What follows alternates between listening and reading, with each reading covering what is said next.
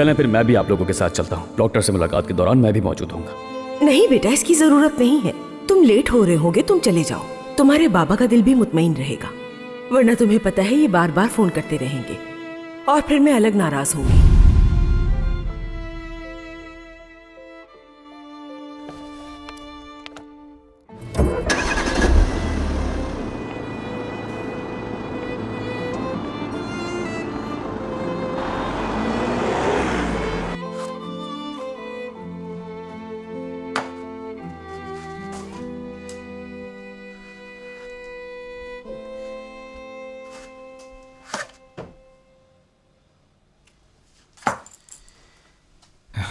ये मैं क्या कर रहा हूँ यार? क्या हुआ उसान? क्या कर रहा हूं मैं? ये तो हिमाकत है। मैं अपनी जिंदगी की सबसे बड़ी ख्वाहिश को इन चालबाजों की साजिश की वजह से अपने दिल में दफन कर रहा हूं।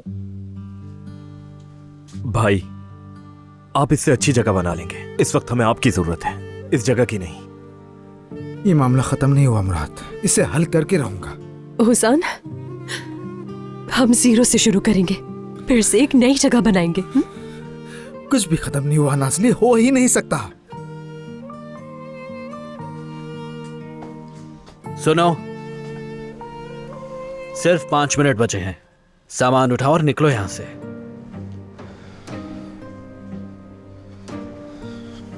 हटो मेरे सामने से।